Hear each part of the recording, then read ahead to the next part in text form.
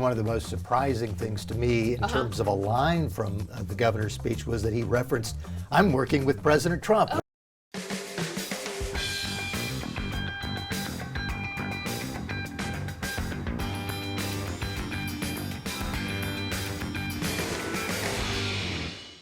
Hi, and welcome to the Debrief. This week, Governor Josh Stein delivers his first State of the State just 10 weeks after his inauguration. We'll dig into that here at Carolina Journal. Plus, our new poll is out. Make sure you head over to carolinajournal.com to get all the latest details. It was just in the field this past weekend. Lots of good information. What we did find out is that Josh Stein is sitting at about a 55% approval rating. So, with just 10 weeks, it's not bad to go into your first State of the State. Plus, a $4 billion school bond. Would you vote for it? Drop a comment there and make sure you subscribe. We want to hear from you.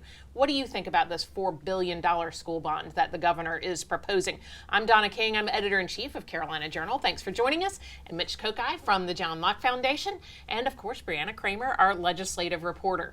All right, we have a lot going on. First, I want to hear from you, Mitch. What was your overall impression of Governor Stein's speech? Generally, I thought he was sounding a bipartisan note. He was talking first and mainly about Helene, which is something that you have seen quite a bit of bipartisan support for. The Helene 1 package that's going through the General Assembly right now, not yet finalized, but seems to be getting close. So far, everyone has voted for it, so it's not ending up being Republicans versus Democrats. And I think Josh Stein is on board with it. He says he's going to sign it once it arrives to him.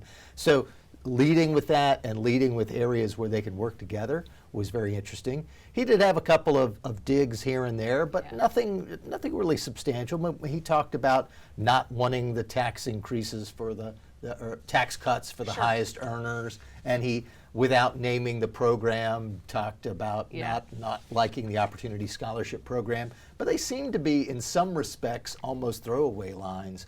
And larger emphasis was on some of the big things that he unveiled, like, as you mentioned, the school bond and raising pay for law enforcement. So I generally thought he was sounding a bipartisan theme while also throwing out a little bit of red meat for his fellow Democrats. Right. You could really gauge what those lines were by who stood and clapped and who didn't. Some of the chamber was enthusiastic, stood on everything, but he got a lot of Republican standing ovations. That says a lot. It definitely does, and there are some issues that he talked about that were very interesting to Republicans, like the idea of fighting the fentanyl problem and drug problem. And who can argue with that? Exactly, and raising pay for law enforcement. That's something that Republicans talk about all the time.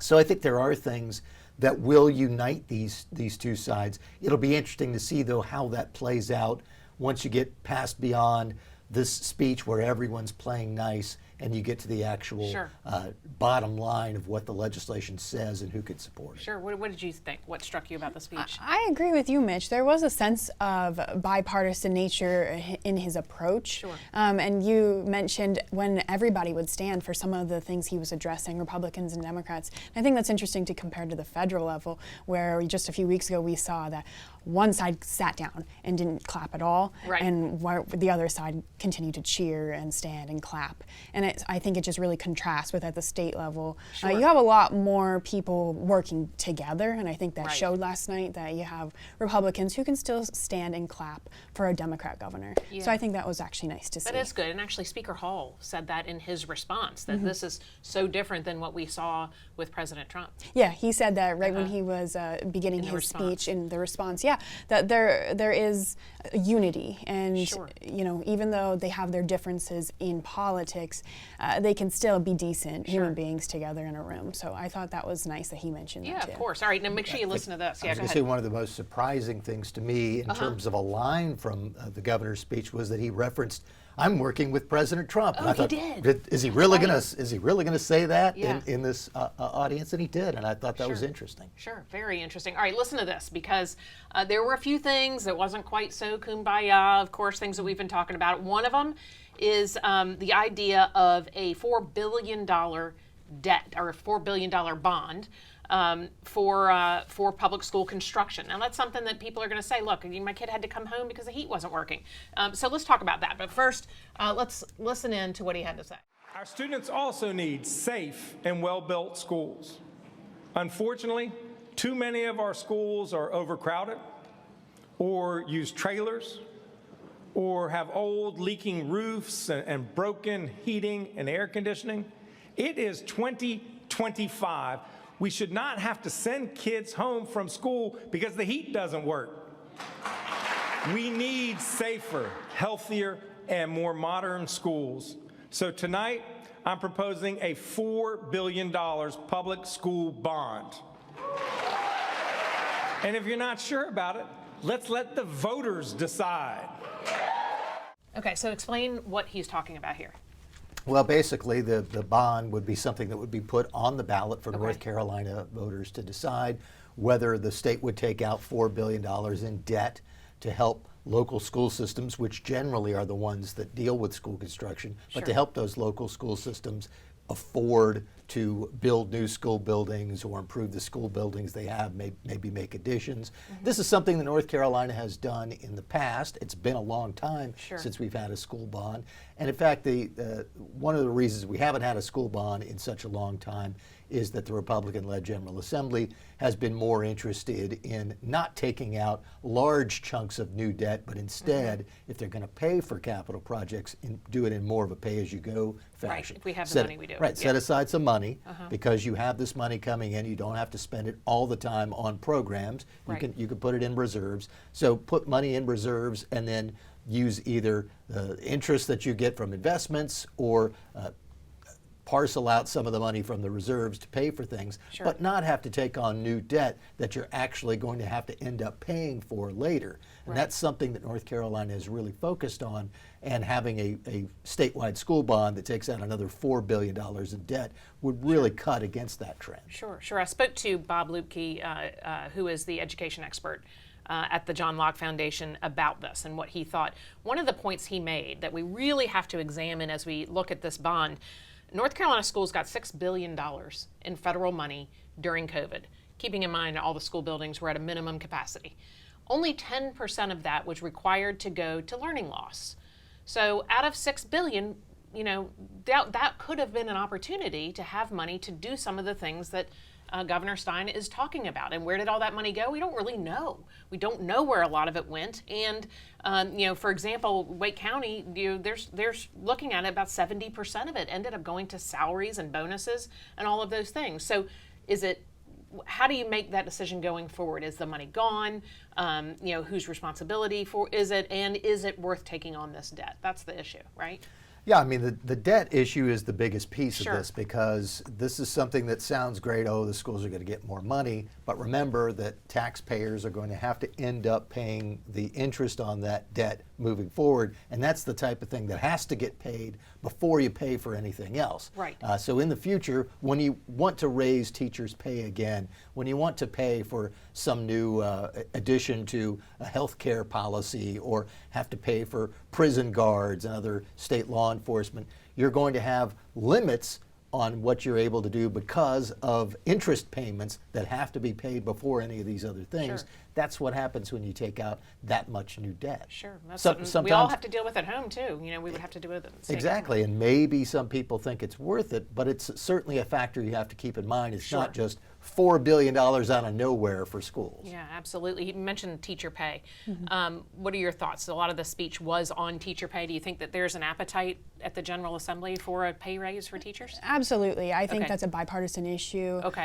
We have Republicans pushing a bill right now to raise teacher pay, and so I think that's something that both sides of the aisle want to work on. Now, to the extent of that, that's a variable that is to be determined what exactly they can push forward. I think it's important to raise teacher pay, and they're making that known on both sides.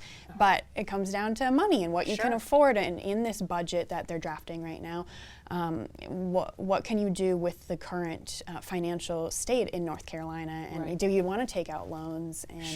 And how do we want to operate our economy in North Carolina? So there's a lot of questions on to what extent and how much do we put towards funding education in all these different different ways. Right. And like you said, where did the money go from years ago? I think that's Exactly. an important question It is to an important answer. question, and maybe that's part of what our oversight is going to be. We're talking Mm-hmm. about transparency a lot.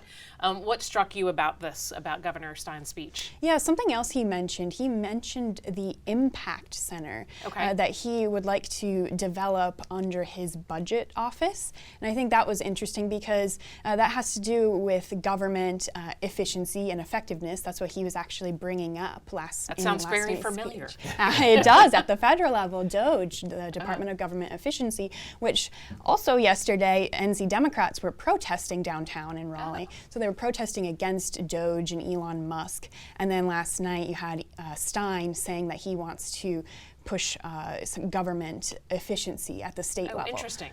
So he wants to take a similar approach, but he did sound- say a scalpel, not a chainsaw, I think. That's right. Right, I think Yeah. so. Yeah, well, it sounds very similar, so that's Yeah. interesting, and I think that actually does have, in our poll, it shows that it does have does. support at the state level. About 52%. So 52% of the people in Carolina Journal's poll at carolinajournal.com said that they would support a North Carolina Department of Government Efficiency. So people are on board.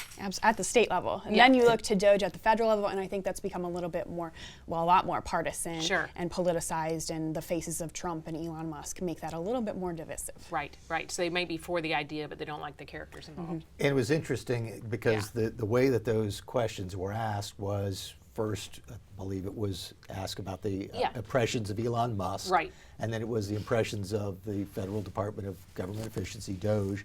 And then after you got the results, as Brianna mentioned, where it was more negative than positive Sure. in both cases, not widely, but 4 or 5 points, so enough that it's significant. Right after those two questions, we asked, well, whatever you think about that, what do you think about a state level DOGE? And people flipped. It was, well, we're not real thrilled about what Elon Musk is up to or the federal DOGE, but yes, the state should definitely do this, which shows you that there is an appetite about making government more efficient, even if you're not thrilled with what Elon Musk has been up to. Sure, sure. Very interesting. All right, I'm going to show another clip.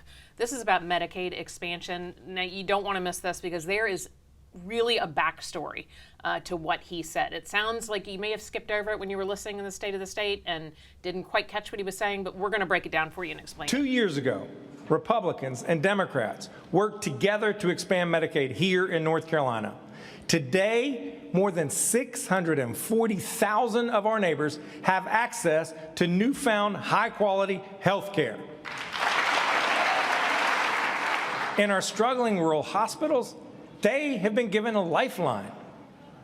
But we know that some in Washington are poised to take aim at our effective, efficient, and critical Medicaid program.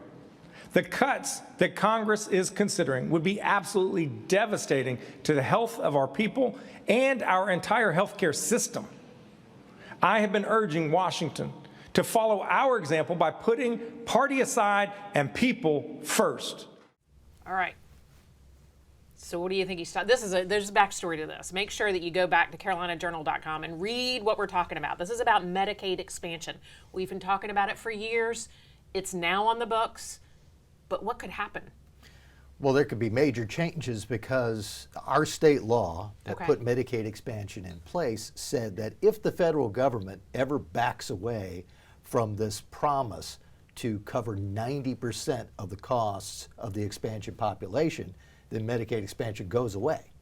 And the state law says that. And so if at the federal level they decide, which critics like the John Locke Foundation have been warning for years about Medicaid expansion, that look, the traditional Medicaid, which serves the neediest people who are on the program, basically has a match of about 65% federal to 35% state.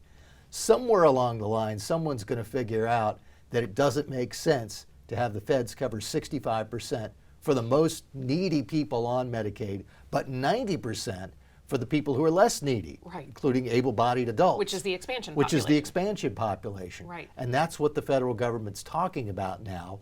2 years later? Not even really, since we did. I mean, yeah, a couple of years after we passed Medicaid expansion, certainly many more years beyond when it was first put into place, because North Carolina waited so long to do Medicaid expansion. But this is going to be a major issue for North Carolina because we're talking about 600,000 plus people who were part of that expansion population.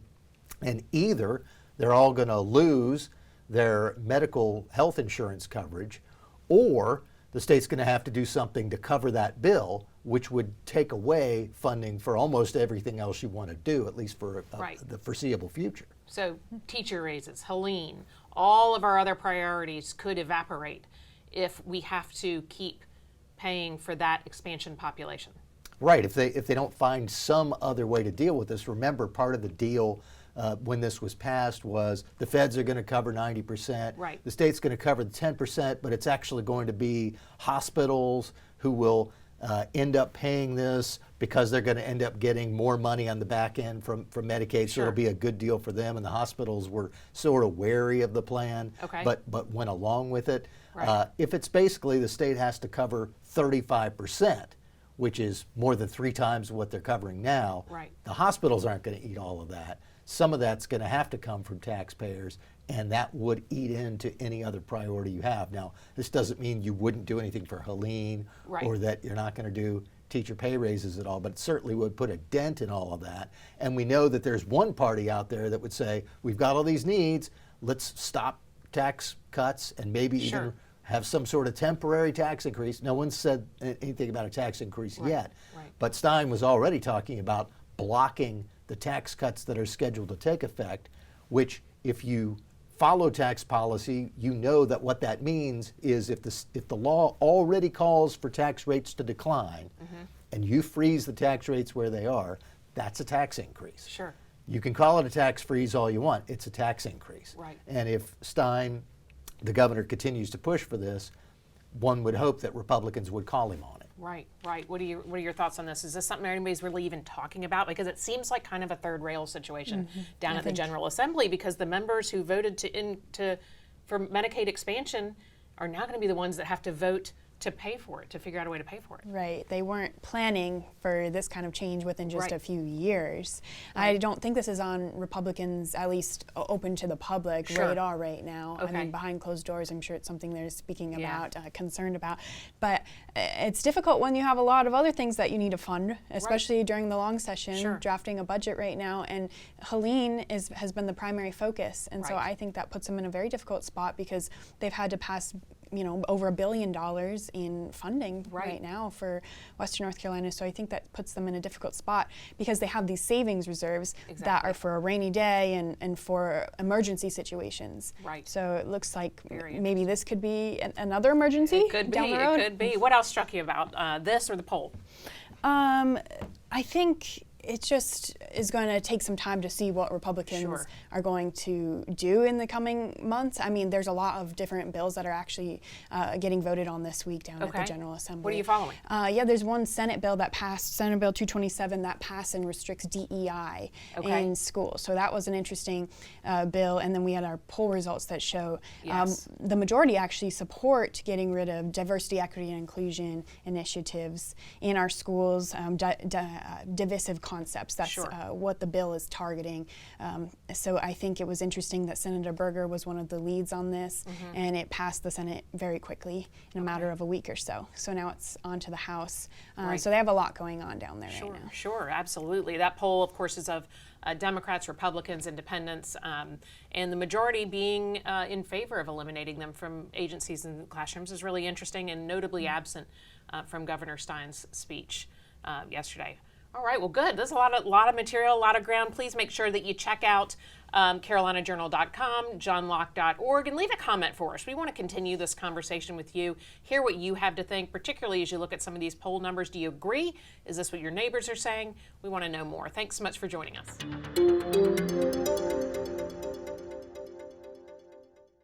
Did you learn something? Make sure you subscribe to Carolina Journal's YouTube channel and watch the Debrief every week, where we're going to be breaking down everything happening in your state government.